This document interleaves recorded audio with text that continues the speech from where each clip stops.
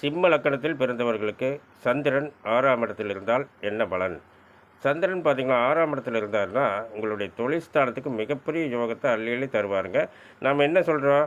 6ஆம் இடத்துல மறைவு ஸ்தானம், சத்துரு ஸ்தானம், கடன் பிரச்சனைகளை ஏற்படுத்தக்கூடிய ஸ்தானம், நோய் நொடிகளை வர வைக்கக்கூடிய ஸ்தானம் என்று தான் பார்த்துட்டு இருக்கிறோம். இருந்தாலும் இதே 6ஆம் இடம்தான் என்னுடைய 40 வருட அனுபவ காலத்தில பார்த்தீங்கன்னா, இந்த 6ஆம் இடம் தான் செல்வாக்கு ஸ்தானத்துக்கும், தொழில் ஸ்தானத்துக்கும் மிகப்பெரிய மிகப்பெரிய யோகத்தை தரக்கூடிய இடங்க. இந்த 6ஆம் இடத்துல சந்திரன் இருக்கிறது பார்த்தீங்கன்னா, சந்திர திசையில் சனி புத்தியோ, சனி திசையில் சந்திர புத்தியோ நடந்ததுன்னா ஏன் சனி புத்திய சொல்றோம்? இந்த மகரத்தில் சந்திரன் இருப்பதால் சனி புத்திய சொல்றோம். இந்த மாரி இருக்கிறதுனால, இந்த சந்திர திசையில் சனி புத்தியோ, சனி திசையில் சந்திர புத்தியோ வரும் காலத்தில் உங்களுடைய தொழில் ஸ்தானம் ரொம்ப உயர்ந்த நிலைக்கு செல்லுங்க. எத்தனையோ நல்ல வேலை வாய்ப்புகள் உங்கள் இல்லம் தேடி வருங்க. 8ஆம் இடத்தில் சந்திரன்.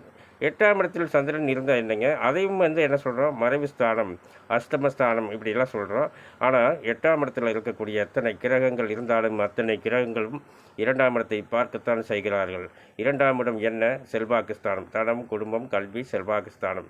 இந்த செல்வாக்கு ஸ்தானத்த 8ஆம் இடத்துலேருந்து சந்திரன் பார்க்கும்போது, இந்த சந்திர திசையில் குரு புத்தியில் ஏன் குரு புத்திய சொல்றோம்னா, மீனத்தில் சந்திரன் இருப்பதால் சந்திர திசையில் குரு புத்தியோ, குரு திசையில் சந்திர புத்தியோ நடக்கும் காலங்களில் உங்களுடைய செல்வாக்கும் அந்தஸ்தும் மிகப்பெரிய உயர்ந்த நிலைக்கு வருங்க. அடுத்ததாக பார்த்தீங்கன்னா 12ல் சந்திரன், அதாவது கடகத்தில் அவருடைய வீட்டிலே இருக்கிறாரு. சிம்ம லக்கணத்துக்கு 12ல் சந்திரன். இது அயன சயன ஸ்தானம், விரயஸ்தானம். ஏன் விரயஸ்தானம் என்று சொல்லாட்டி சுப விரயஸ்தானம் என்று சொல்லலாம்ல. இந்த மாதிரி பார்க்கும்போது பார்த்தீங்கன்னா, எப்பவுமே லக்கணத்துக்கு 12ஆம் இடத்துல இருக்கக்கூடிய கிரகம் விரயஸ்தானத்தை உண்டு பண்ணும் அப்படிங்கிறது சொல்லிட்டு இருக்கிறோம்.